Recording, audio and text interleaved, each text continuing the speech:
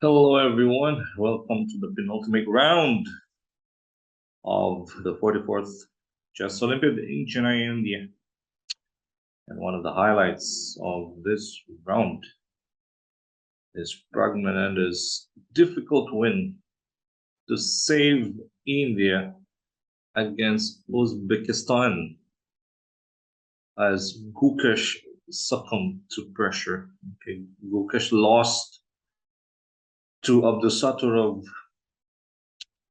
Okay, in a better endgame, but he misplayed. Lost in the end, yeah. Let's check out Praggnanandhaa's win. Okay, he played the hero in this game. D4 knight f6 against Indarov. Let's see for g6. Knight f3 bishop 7 e4 d6. So we have the king's Indian. Knight f3 castles. Bishop e3 e5. Castles h6. Rook into e1. Knight b d7. Queen c2. Rook e8. Takes. All right. We have the only open file here. Bishop e3 c6. Control of d5, of course. Knight to a4, queen c7, c5. Right, white will try to go for b4 here. And also idea would be knight e2 to c4 and then d6. Black had to play b5, takes. h3, queen into b8, e1. b5, knight c5, takes. All right. Bishop into e6, bishop d6. And the bishop attacks the queen and the pawn on e5. Queen b6 takes. Rook takes a2, rook takes a2, takes on a2, bishop takes f6. Now, actually, this is winning for white. But how to convert is another thing. Takes b3, right? The bishop is temporarily trapped on a2. Queen a5 takes, taking the bishop on f6, rook e6, check first, and then back to c2. Queen a3, e5. Another good move by Praggnanandhaa. Takes. But the exciting part is not yet here. Let's wait for the exciting part. Queen c3, queen c5, right? Queen b2, maintaining the pin, plus attacking the bishop on a2. Takes on b3. All right, nice move because the rook is also attacking that bishop on e2. Nice counterplay by Pragg. Right? Bishop into e6, good move once again. The pawn cannot protect the rook, right? Because if pawn protects the rook, for example, rook takes e5, and the bishop is dead. He's down. So king f6, king h2 threatens f4, g5, g3 threatens f4. So black is forced to take on g4, and now f4. Bishop f5, rook takes e5, change up. Good move again for black, queen c2, giving himself some resistance. Takes. All right, rook against bishop endgame. Of course, it's the rook superior than the bishop. Higher chance for white to win. But if white is not careful, black can save a draw. King g6, rook b4, f6, king g2, bishop into d3, king f2, bishop a6, g4. Right. Let's come to the most exciting part. This endgame with the rook and pawn against the bishop. Okay. Praggnanandhaa played king g3. Bishop g6, rook a6. Okay, rook d6, rook b6, whatever you can play it. Yeah, so rook a6, try to go for rook a5, check. Check, king h4. White has to be careful that the pawn does not reach h5. If the pawn reaches h5, then it's a draw. I will show you later. King g6, rook g5, rook to d5, d6. All right, driving the king back. King g5. Bishop b1, rook d7. King g8. In the game, Praggnanandhaa went for rook c7. Now, let's take a look at h4, for example. Now, white wants to, let's say, try and push and push. Yeah? If h4, bishop c2. Now, let's say you push h5. h5 is a mistake. It is a draw. How? Bishop stays on this line, controlling these two important squares. You go h6 is bishop c2, d8, king h7. Yeah. If you use get king to go h6, bishop c2, rook d8, king f7. The king cannot make use of the h7 square. Rook d2 just stay on the line, bishop b1, king f8. Nothing. Even if you go back, let's say here, it's king g8. You put your king, for example, to f6, no problem, use bishop c2. I will stay. You go h6, just bishop to b1. Nothing can white do here. If rook checks, okay, king goes to h8. As long as you have this, right? You have that one. Rook g2, for example. Okay, you can go bishop e3. What else can I do? Nothing. Yeah, it's a draw.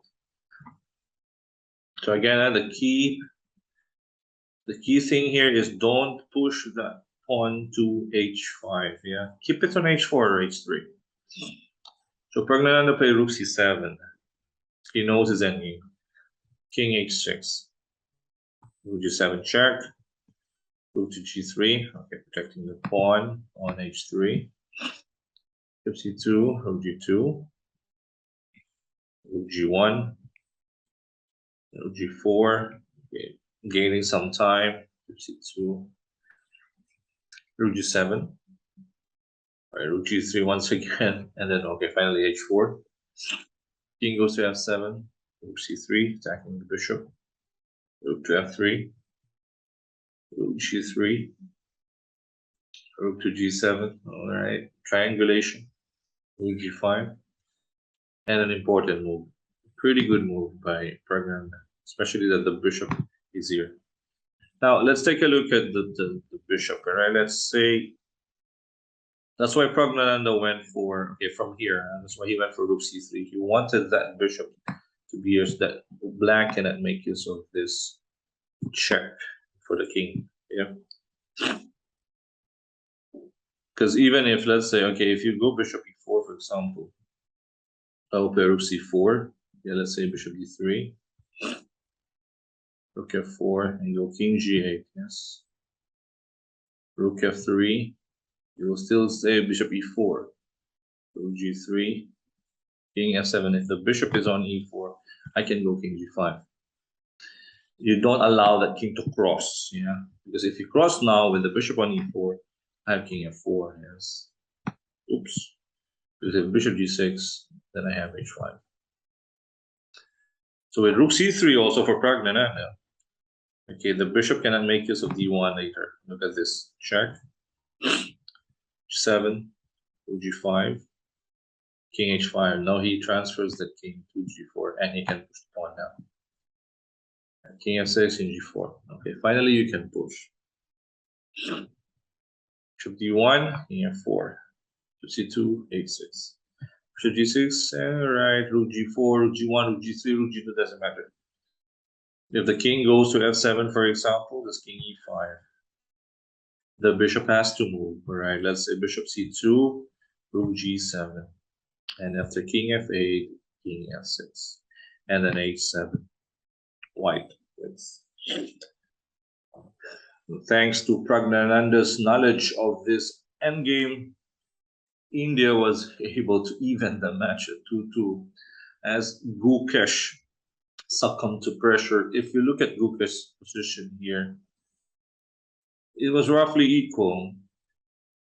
But here, with seconds to play, he played knight f3. falls into queen b7. Double attack. King and knight. Right, in this position he could simply go queen d1, although it's not so easy anymore. King h6. And probably queen d6. Yes. Okay, black has h3. You also have c5. If black, let's say, pushes the pawn h2, you have queen d2. Right. Take the pawn. So he might go king h7 here, and then just knight c4, protect h2. Yes.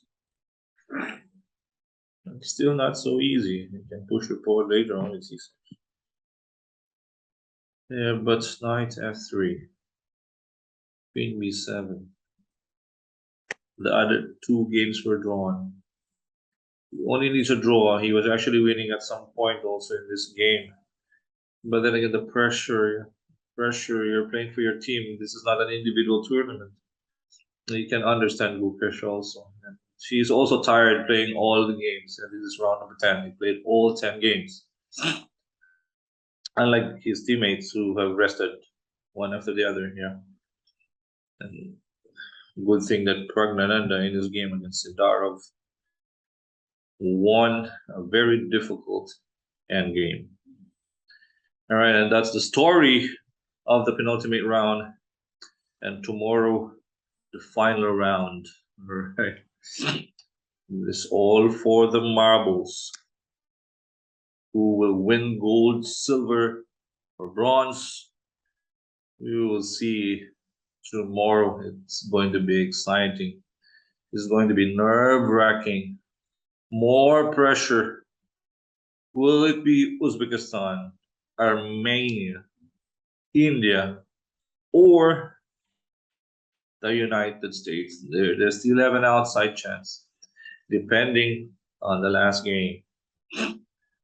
All right, so that was it. That's the story of the penultimate round in the 44th Chennai Olympiad. We will continue our coverage tomorrow for the final round of this event. Thank you guys for supporting our channel, Charles Max Chess and Charles Max Entertainment on Facebook and YouTube. This is Coach Oliver. Stay safe, everyone, and bye-bye.